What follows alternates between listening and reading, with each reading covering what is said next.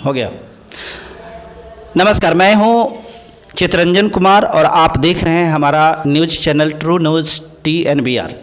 और आज मैं हूं हुलासगंज प्रखंड के बौरी पंचायत में, जहां पर हम आए हुए हैं यहां के जो सरपंच साहब हैं रमेश पासवान जी, इनसे मिलने के लिए और इस बात को जानने के लिए कि 5 साल के कार्यक्रम के दौरान इन्होंने अपने पंचायत में कैसे कैसे लोगों को न्याय दिया और इनके न्याय से कितने लोग प्रभावित हुए और कितने लोग इनके न्याय से प्रभावित नहीं हुए, और साथ ही साथ इनके जो ये कचहरी है, ग्राम कचहरी, पंचायत कचहरी है, इस कचहरी की भी स्थिति को हम आपको दिखाते हैं कि यहाँ की व्यवस्था क्या है और यहाँ की कुव्यवस्था क्या है।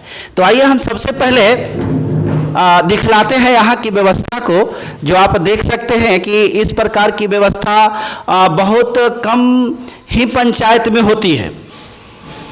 लेकिन इस व्यवस्था के साथ साथ आप लोग ये भी देख पाएंगे कि यहाँ थोड़ी सी साफ सफाई को लेकर के एक बहुत बड़ी कमी नज़र आ रही है। इस बिल्डिंग में झोल तोल सब जगह पर पड़े हुए हैं, अंदर में कचरा भी है। इसके रिगार्डिंग मैं थोड़ा सा जानने का कोशिश करता हूं सरपंच साहब से।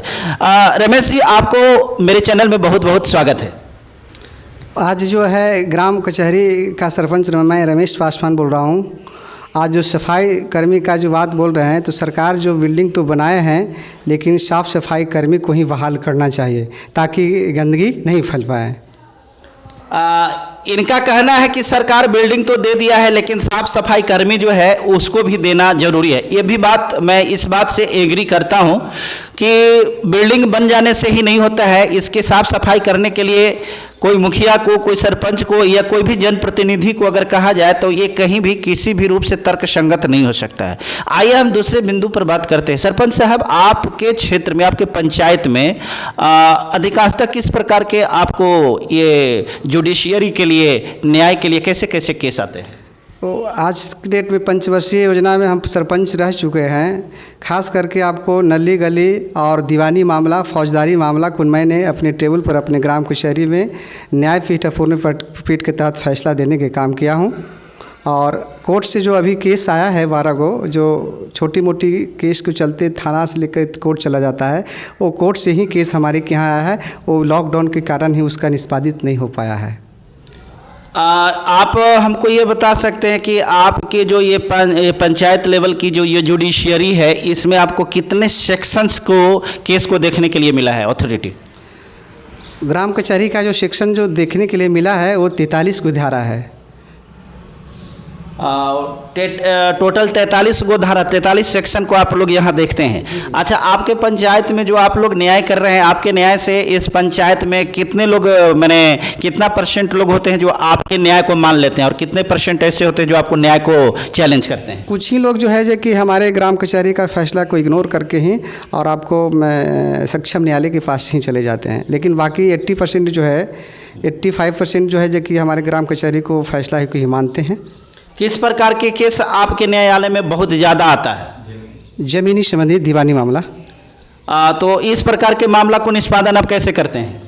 वो दस्तावेज को देखते हुए अनुसार हम लोग स्थल का अवलोकन करते हुए, आपको दस्तावेज को देखते हुए उसको ग्राम कचहरी से हम लोग न्यायपीठ अपूर्ण पीठ के तहत फैसला देते हैं। आपके कचहरी में न्याय का प्रोसेस क्या है? किस प्रोसीजर के तहत करते हैं? न्याय संगत, न्यायपीठ, पूर्ण पीठ। न्यायपीठ हमारे के यहाँ 5 बेंच होता है और पूर्ण पीठ आपको 7 बेंच का ही होता है। न्यायपीठ में कौन कौन लोग शामिल होते हैं? न्यायपीठ में सरपंच और 4 पंच होते हैं। और ये पूर्ण पीठ में कौन कौन होते हैं? पूर्ण पीठ में आपको मैं सरपंच होता हूँ और एक 6 आपको पंच होते हैं। बहुत से जगह पर ऐसा भी सुनते हैं कि जो ये न्याय दिया जाता है तो उस न्याय में अगर जिस पक्ष को आपने दोषी माना और अगले पक्ष के फेवर में जो गया, जो राइट भी है, सही भी है, तो अगला पक्ष जो होता है वो इग्नोर तो नहीं कहेंगे मैंने, वो आपको नहीं मानते हुए और उसके अंदर में एक शत्रुता की भावना आती है, एक दुश्मनी की भावना आती है। तो क्या आपके पंचायत में भी इस प्रकार की चीज़ होती है? बिल्कुल। वो न्यायपीठ के तहत जो फैसला हम लोग देते हैं, मान लीजिए वादी और प्रतिवादी के दोनों में से किसी को अगर मेरी ग्राम कचहरी के फैसला को अमान्य समझता है तो 30 दिन के अंतराल में हमारे ग्राम कचहरी में न्यायपीठ में आपको आवेदन दे सकते हैं। आपके पास में किसी को न्याय चाहिए तो उसके लिए उसको क्या करना पड़ता है? न्यायपीठ गठन करके पुनः उसको सत्यापन करके फैसला देते हैं। वो आप देते हैं, अगला को क्या करना पड़ता है न्याय पाने के लिए? मान लेते हैं कि हम आपके कचहरी से न्याय पाना चाहते हैं, तो इसके लिए हमको फर्स्ट स्टेप क्या लेना पड़ेगा? आवेदन देते हैं, आवेदन देने के बाद उससे भी अगर नहीं बात मानते तो फिर प्रशासन के पास हम लोग लिखित आवेदन दे करके उसको। आपको इस प्रकार के न्याय देने में रिलेटेड जितने भी पदाधिकारी हैं, चाहे तो थाना हो, चाहे सीओ साहब से हैं, चाहे जो भी पदाधिकारी हैं, उनका सहयोग मिलने में कहीं से कोई दिक्कत होता है या नहीं? सर कहीं से दिक्कत नहीं होती है, सब सहयोग मिलता है, थाना से ही, प्रशासनिक से ही, आपको सीओ से भी। आप इस क्षेत्र से जो चुनाव लड़ते हैं तो आपका पंचायत क्या एसी सीट रिजर्व है? जी, एसी सीट रिजर्व है सर। तो इसमें सिर्फ सरपंच का ही सीट रिजर्व है या और भी सीट रिजर्व है? नहीं, सरपंच का ही और मुखिया का ही रिजर्वेशन है, और अति पिछड़ा सीट जो है पंचायत समिति है। तो आपका कार्यकाल जो रहा है अभी, ये तो आप कितने दिनों से ये सरपंच के रूप में कार्य कर रहे हैं? अभी फ़िलहाल में तो सर हम यहाँ पर बौरी में ऐसे बिल्कुल, हमारा घर जो है तीरा पंचायत में है, तीरा में ही हम 5 वर्ष वहाँ सरपंच भी रहे थे, और उसके बगल में ही बौरी पंचायत है। तो यहाँ भी हम, यहाँ के लोग हमको बुलाया कि आप अच्छे कार्य करता हैं, अच्छे सुझाव देते हैं, अच्छे फैसला देते हैं, यहाँ पर आइए, हम आपको नॉमिनेशन करवा करके चुनाव फाइट करवाते हैं और जीत हासिल करा रहे हैं। तो मतलब आप दूसरे पंचायत के रहने वाले हैं और ये बौरी पंचायत के लोगों ने आपको कहा कि यहाँ से आप चुनाव लड़िए और आपको लोगों ने जिता करके किया है। इस प्रकार से हम मान सकते हैं कि आपको इस पंचायत में भी और अपने पंचायत में भी कुल मिलाकर के 5 और 5 10 साल से आप सरपंच के पद पर काम कर रहे हैं। तो इस प्रकार से आपको न्याय करने में कभी कभी ऐसा भी होता है कि कुछ लोग जो होते हैं पैसा का भी ऑफर देते हैं, आपके साथ भी ऐसा होता है कि नहीं? नहीं, ऐसा कभी नहीं हुआ है सर। कोई ना कोई ऑफर तो जरूर करता होगा, आप नहीं लेते होंगे, अलग बात। नहीं, ऐसा कुछ नहीं हुआ है मेरे साथ। आपके साथ में कोई ऐसा नहीं कहता है कि हाँ सरपंच साहब कुछ पैसा वैसा लेकर के हमारे फेवर में न्याय करिए, ऐसा कुछ नहीं हुआ है। ऐसा नहीं हुआ है। चलिए, बहुत अच्छी। मेरे पास तो ऐसा ईमानदारी है, तब तो उस दूसरे पंचायत से इस पंचायत में हमको लाया जनता। ये आपकी ईमानदारी की बात नहीं कर रहा हूँ मैं, आपकी ईमानदारी पर प्रश्न भी नहीं उठा रहा हूँ मैं, तो अगला की बात कर रहा हूँ कि देने वाला तो जिसको न्याय चाहिए, यहाँ से लेकर के पूरा हाई कोर्ट को खरीदने के लोग, उसके लिए भी लोग खरीदने के लिए तैयार होते हैं। नहीं, ऐसा नहीं है सर। तो नहीं, ऐसा कुछ नहीं। देखिए, कहीं ना कहीं से हमको जरूर लग रहा है, क्योंकि ये जो बात है इस बात में हमको सच्चाई नजर नहीं आ रही है। आप पैसा नहीं लेते, इस बात को हम मान लेते हैं, लेकिन पैसा देने का ऑफर लोग जरूर करता होगा। नहीं, हम तो नहीं, हमारे रीजन में तो नहीं आया है, और इसके पूर्व में कोई आया होगा तो नहीं कर सकते हैं। हाँ, लेकिन आपके रीजन में इस प्रकार की बातें नहीं। चलिए, बहुत अच्छी बात है। अगर आपके रीजन में इस प्रकार से कोई भी आदमी पैसे का ऑफर नहीं किया है तो हम मानेंगे कि ये जो पंचायत है बहुत ही बुद्धिजीवी है, और साथ ही साथ ये भी बात कहेंगे कि बहुत सजग है, ईमानदार है, कि कोई को पैसा का प्रलोभन और लालच नहीं देता है। यह एक अच्छी बात है। अच्छा सरपंच साहब, एक बात और बताइए, अगला बार चूंकि ये पुनः फिर इलेक्शन का समय आ रहा है, इस बार आप चुनाव लड़ने का योजना बना रहे हैं कि नहीं? यस सर, योजना बना रहे हैं। क्योंकि आप इतना अच्छा काम कर रहे हैं तो निश्चित तौर पर आपको दूसरे जगह से लोग यहाँ बुला करके आपको ये किया है, तो मुझे लग रहा है कि अच्छा आप चुनाव लड़ने एक्चुअली चुनाव लड़ने के पर्पस में हम नहीं थे, लेकिन यहाँ के लोग, जो बुद्धिजीवी समाज के लोग जो हैं, उन्होंने कहा कि सरपंच साहब पुनः आप चुनाव को फाइट कीजिए। अच्छा, तो थोड़ी सी अब कटु प्रश्न की तरफ हम बढ़ रहे हैं, क्योंकि ये जो कार्य है, इस कार्य को करने में आपको सरकार के तरफ से कितना पेमेंट मिलता है? 2500 रुपया मिलता है। तो क्या आप 2500 रुपये में अपना घर चला लेते हैं? वो चला ले तो उतना तो हम लोग को पेपर में ही खर्च हो जाता है सर, उतना तो कोई अतिथि लोग आते हैं चाय पानी में से समाप्त हो जाता है पैसा। लेकिन पैसे की बात नहीं ना, हम लोग जनहित के काम करते हैं, जनता की अदालत में रहते हैं। जनप्रतिनिधि का मतलब होता है कि अपनी काम छोड़ करके जनता को हित में काम करें। तो मतलब साफ हुआ कि आप सिर्फ समाज सेवा में जुड़े हुए हैं, और ये सरपंच होने का मतलब ये कदापि नहीं है कि आप अपने इनकम के लिए इस काम को कर रहे हैं। लेकिन बहुत जगह पर देखते हैं कि यहाँ सरपंच को और मुखिया की बात छोड़ देते हैं, हम वार्ड को देखते हैं कि 5 साल जैसे ही वार्ड रहता है तो उसकी तरक्की बहुत आगे बढ़ जाता है, उसकी इनकम जो है बहुत आगे बढ़ जाता है। इसके पीछे कारण क्या है? क्योंकि बिहार सरकार जो है अभी त्रिस्तरीय पंचायत प्रतिनिधि को, खास करके वार्ड को जो है, पहले तो नहीं लेकिन इस वर्ष में जो है वार्ड को ही फंडिंग पोस्ट दिया है। इसके कारण जो है वार्ड लोग कुछ काम भी करवाते हैं, कुछ अपना बचा भी लेते हैं, तो उसकी तो पैसा तो ज़्यादा है ही ना है। न्यायालय का तो पैसा है नहीं सर, तो उसमें हम लोग क्या कर सकते हैं? तो वार्ड के पास में कहिए कि उसके पास में फंडिंग है, तो ये फंडिंग जो है वार्ड को तो डायरेक्ट नहीं मिलता है, ये तो मुखिया के थ्रू ही जाता है। दोनों मिले हुए रहते हैं। तो इसका मतलब ये कह सकते हैं कि मुखिया जी को भी अच्छा इनकम खासा बचता है। बचता ही होगा। तो कहिए कि समाज सेवा के नाम पर ये लूट सेवा चल रहा है। विकास का काम तो होता ही है, विकास का काम होता है, हाँ। लेकिन विकास का काम होता है, लेकिन पब्लिक के विकास काम, अपना विकास का काम तो ज्यादा हो रहा है। पब्लिक का भी विकास होता है और मुखिया जी को भी कुछ कुछ होता है उसमें भी। जब मुखिया जी को पैसा मिलता नहीं है, वेतन मिलता नहीं है, सरपंच साहब को वेतन मिलता नहीं है, तो फिर इतना समाज सेवा में तो हमको नहीं लगता है कि लोग इंटरेस्टेड होते हैं। बिना सेवा के मेवा नहीं, बिना मेवा के सेवा नहीं। जब हमको कोई प्रॉफिट नहीं होगा तो हम उस काम को नहीं करेंगे। अब बहुत से मैंने समाज सेवी लोगों को देखा है, जितने भी राजनेता होते हैं सब समाज सेवा के नाम पर करते हैं, लेकिन 7-7 करोड़ 10-10 करोड़ मुखिया भी बनने के लिए बहुत से लोग हैं कि 8 लाख 10 लाख 12 लाख रुपया खर्चा करते हैं। इतना खर्चा करके मुखिया सरपंच बनने का मतलब क्या होता है? देखिए, क्योंकि हम दूसरे पंचायत से चुनाव लड़े हैं, मीडिया प्रभारी महोदय जी, हम यहाँ पर इलेक्शन फाइट किए थे, तो मैं बताता हूँ कि सिर्फ आपको नॉमिनेशन में ही मेरी पैसा खर्च हुई थी। उसके बाद हमें एक चमन्नी भी हमने बौरी पंचायत की तमाम जनता को नहीं दिया हूँ। और मुझे हौसला बुलंद के साथ जो है कि हमको जिताने के काम किया। मैं उस तमाम मतदाता मालिक को मैं कोटि कोटि नमन करता हूँ, इस बौरी पंचायत के तमाम मतदाता मालिक को। आप जो है न्याय की कुर्सी पर बैठे हुए हैं, आप एक जज के रूप में हैं। एक बात बताइए, अगर आपके पास में कोई मुखिया को या कोई वार्ड का मैटर लेकर के हम ये आ जाए कि आपके पंचायत में इन्होंने घपला किया है, तो क्या उसका न्याय सही कर पाएंगे? देखिए, पंचायती राज अधिनियम 2006 एक्ट के अनुसार जो है कि जनप्रतिनिधि को ही ग्राम कचहरी में केस नहीं लिया जाता है। इसकी सक्षम न्यायालय, आपको थाना हो या जिला हो, वहाँ केस होता है। अनुशंसा करने की अगर बात होती है तो बात सही है कि सक्षम न्यायालय को ही दिया जाता है, लेकिन सक्षम न्यायालय जो है इसके लिए वेरीफाई करता है।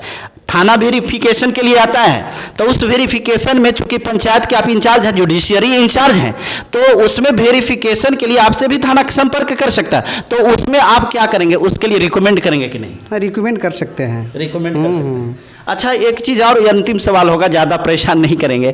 अंतिम सवाल, हम लोग तो सोशल ऑर्गेनाइजेशन है। हाँ, नहीं, बहुत अच्छी बात है। सोशल ऑर्गेनाइजेशन के नाम पर ही तो लूट होता है। लूट जो होता है सोशल ऑर्गेनाइजेशन में ही होता है। देखिए सरपंच साहब, इस बात से, चूंकि मैं भी जुड़ा हुआ हूं पब्लिक से, मैंने जहां जहां भी देखा है सोशल लोगों को ही देखा है कि लूट करते हैं। निश्चित सी बात है, मैं करता हूं, मैं इंडिपेंडेंट एजेंसी हूं, मेरे पास में कहीं से कोई फंडिंग नहीं होता है। हम मीडिया वाले हैं, आपके पास में जाते हैं। एक बात बताइए, हम जो पेट्रोल खर्चा करके आपके पास में आते हैं, तो निश्चित तौर पर ये जो पेट्रोल खर्चा होता है, हमारा ये पैसा कहां से आता है? कहीं ना कहीं से हम भी इसमें जरूर इन्वॉल्व हैं। ये लूट वाला जो सिस्टम है ना, उस लूट वाला में कहीं ना कहीं ये मीडिया वाले लोग भी हैं जो इन्वॉल्व हैं। और आपको पता होगा, सबसे बड़ा अगर लुटेरा होता है वो मीडिया होता है। सबसे बड़ा लुटेरा जो होता है मीडिया होता है, और जो खूब लूटता है उसको खूब पता होता है कि कौन कौन लूटने वाला होता है। तो इसलिए मैं इस बात को करूं कि सोशल है, ये बात अलग है, लेकिन सोशल लोग भी लूटते हैं। इस बात से आप एग्री करते हैं कि नहीं? देखिए, लूट तो होंगे, लेकिन देखिए आपको बताते हैं मीडिया प्रभारी महोदय जी, हमने आपको WDC महिला विकास निगम में ही काम किए हैं, ठीक है। तो उस योजना में जो है हम सब दिन, मैंने जनता की अदालत में रहना पसंद किए हैं, सब दिन सोशल काम करने के काम किया है। मैं आज तक तो नहीं जानता हूँ कि पैसा कैसे लिया जाता है, कैसे क्या क्या क्या किया जाता है, ये जानते नहीं है कि कैसे लिया जाता है। वो तो हम लोग, हमारे सब्जेक्ट में है ही नहीं है। लेकिन आप भी जो बोले कि हमने जहानाबाद से चल कर के जो आए हैं, जो ईंधन हमारी जला है, तो कहीं ना कहीं से तो उसमें हमारी पैसा इन्वेस्ट हुआ है, तब तो आए हैं। लेकिन वो सबकी सोच भले है, लेकिन मेरी सोच नहीं। हमारे एक शौक़ है कि मैंने जनता की अदालत में अपने स्वच्छ और निष्पक्ष होकर के मैंने काम करूं। समझ गए सर? मेरी यही सोच है। बहुत बहुत धन्यवाद। आज के इस परिवेश में सरपंच साहब बनना, मुखिया साहब बनना, वास्तव में ये भी एक हॉबी होता है। ये कोई बहुत बड़ी बात नहीं है, क्योंकि हम लोग और भी लोगों से मिलने हैं जो मुखिया सरपंच होते हैं, उन्होंने भी बताया कि ये मेरा शौक़ है।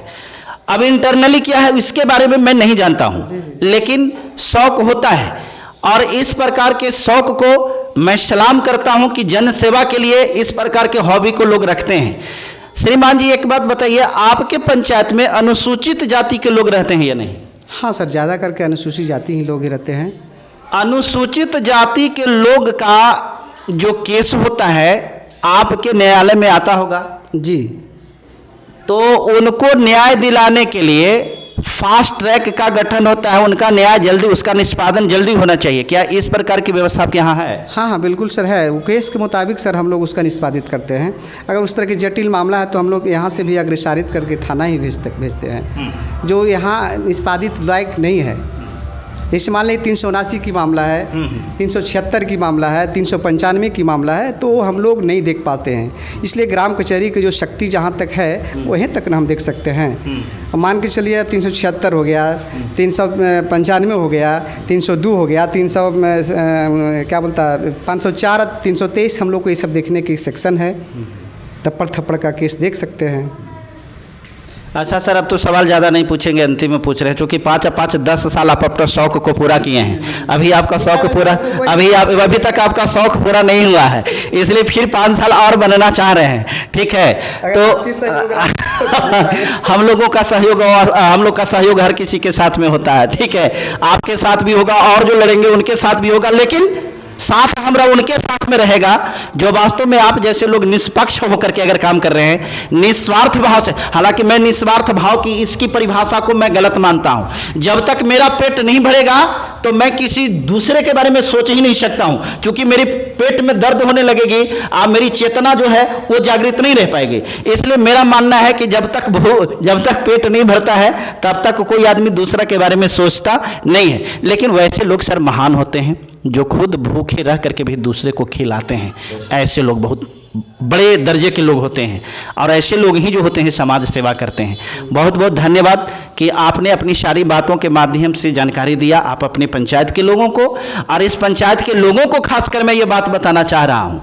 अभी 5 साल के अंदर में ये हमारे रमेश बाबू जो इस पंचायत के लिए, आपके पंचायत के लिए जो भी किया है और आपने देखा है, अगर आप इनकी सेवा से वास्तव में खुश हैं, आपको लगता है कि नहीं अच्छा काम किए हैं, तो फिर ये आ रहे हैं। फूल माला लेकर के आप जरूर तैयार रहें इनको स्वागत के लिए, और मेरे तरफ से इनके साथ में हम भी जरूर हो सकता है कि आए। बहुत बहुत धन्यवाद। इसी के साथ इस वीडियो को समाप्त करते हैं।